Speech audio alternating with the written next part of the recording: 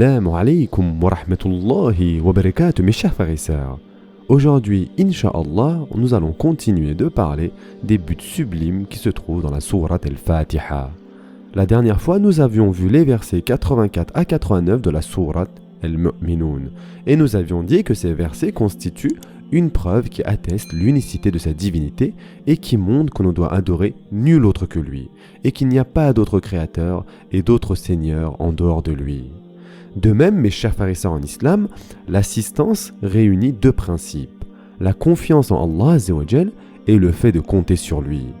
En effet, il arrive à l'homme d'avoir confiance en un individu particulier parmi les hommes, mais sans qu'il compte sur lui pour ses affaires, malgré toute la confiance mise en lui, parce qu'il peut se passer de lui tout simplement.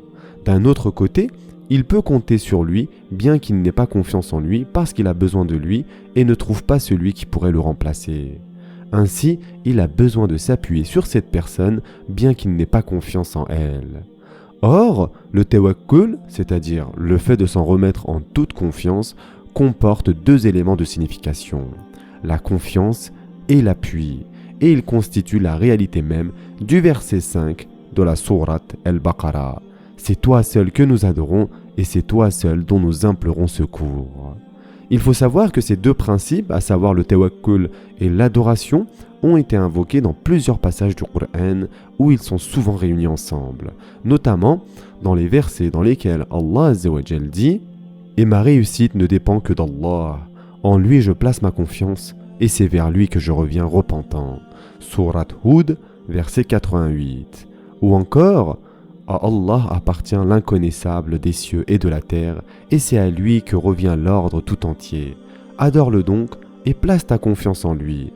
Ton Seigneur n'est pas inattentif à ce que vous faites. » Sourate Hud, verset 123. Et il y a encore de nombreux exemples concernant cela. Mes chers frères et sœurs en islam, concernant le passage « C'est toi que nous adorons », le serviteur ne peut se réaliser grâce à « C'est toi que nous adorons » qu'en vertu de deux grands principes. Tout d'abord, le fait de suivre l'envoyé d'Allah, sallallahu alayhi wa sallam, et deuxièmement, la sincérité envers celui qui est adoré. Et donc, les gens se divisent en vertu de ces deux principes en quatre catégories. La première catégorie, ce sont les gens de la sincérité et de l'obéissance envers celui qui est adoré. Ce sont les vrais adeptes de « C'est toi que nous adorons ». En effet, tout chez eux est voué à Allah Azzawajal. Leurs œuvres, leurs paroles, leurs dons, leurs retenues, leur amour et leur haine. Leur façon de traiter les autres est vouée intérieurement et extérieurement à Allah Azzawajal seul. Ils ne veulent pour cela ni récompense, ni compliment de la part des gens, ni avoir une bonne réputation auprès d'eux, ni chercher leur louange, ni la considération dans leur cœur, ni fuir leur blâme. C'est qu'ils considèrent les gens comme des habitants des tombes. Ils ne peuvent leur apporter ni dommage, ni profit, ni mort, ni vie, ni résurrection. C'est dire que vrai pour les gens, rechercher la réputation et la considération auprès d'eux et espérer leur service ou craindre leur nuisance, ce sont autant d'attitudes qui ne peuvent provenir d'un homme qui connaît parfaitement les hommes, mais d'un homme qui ignore tout d'eux et de son Seigneur. Car celui qui connaît les hommes les met à la place qui leur revient. Et celui qui connaît Allah Azzawajal lui voue sincèrement ses œuvres et ses paroles, ses dons et ses retenues, ce qu'il aime et ce qu'il déteste. C'est dire qu'un homme ne favorise le traitement des créatures par rapport à Allah Azzawajal que s'il ignore Allah et la réalité des créatures. Car s'il connaissait Allah Azzawajal et s'il connaissait les hommes, il accorderait sa préférence au traitement d'Allah Azzawajal au détriment de celui des hommes. De même, toutes les œuvres des gens de cette catégorie ainsi que toutes leurs dévotions sont conformes à l'ordre d'Allah Azzawajal, à ceux qu'il aime et à ceux qu'il agrée.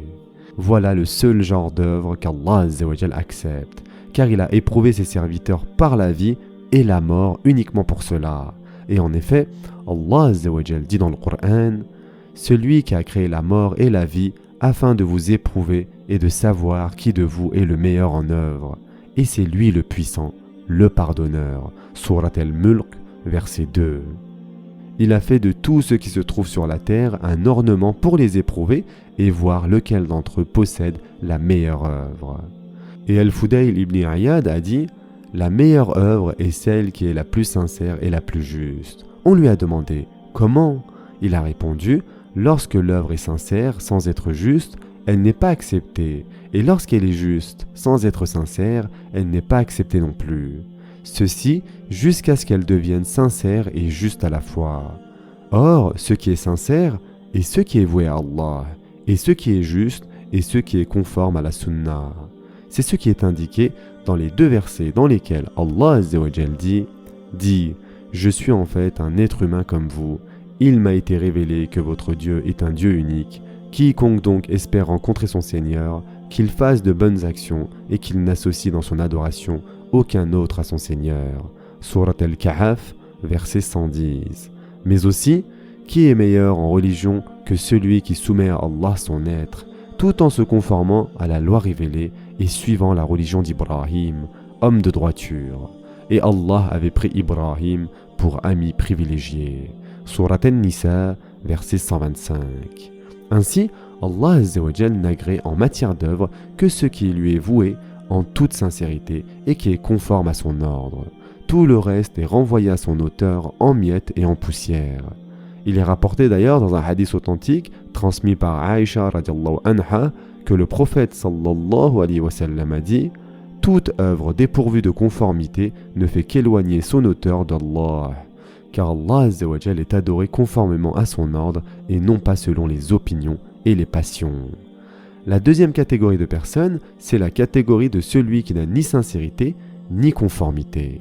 Son œuvre n'est pas conforme à une loi révélée et elle n'est pas vouée sincèrement à celui qui est adoré. C'est le cas des œuvres de ceux qui veulent faire plaisir aux gens uniquement par duplicité en adoptant ce qui n'est pas rendu licite par Allah Azza wa Jal et son messager sallallahu alayhi wa sallam. Il s'agit là des pires créatures, les plus méprisées par Allah Azza wa Jal. Elles sont largement concernées par cette parole divine dans laquelle Allah Azza wa Jal dit « Ne pense point que ceux-là qui exultent de ce qu'ils ont fait et qui aiment qu'on les loue pour ce qu'ils n'ont pas fait, ne pensent point donc qu'ils trouvent une échappatoire au châtiment. Pour eux, il y aura un châtiment douloureux. » Surat Al-Imran, verset 188. Ils se réjouissent de ce qu'ils adoptent comme innovation blâmable, égarement et polythéisme et aiment être loués comme s'ils avaient suivi la sunna et la sincérité. Les hommes de cette catégorie se trouvent surtout parmi les pseudo-savants, ascètes et dévots qui ont dévié par rapport au droit chemin. En effet, ils commettent toutes sortes d'innovations blâmables, d'égarements et de duplicité. Ils recherchent une réputation et ils aiment qu'on les loue pour ce qu'ils n'ont pas fait, c'est-à-dire s'être conformés à la sunna, à la sincérité et à la science. Ce sont en fait des gens qui encourent le courroux divin et s'exposent à la perdition. La troisième catégorie, il s'agit de celui qui est sincère dans ses œuvres alors que celles-ci ne sont pas conformes à l'ordre. C'est le cas des ignorants parmi certains dévots et ascètes et de tous ceux qui adorent Allah Azza wa Jal sans respect pour ses commandements.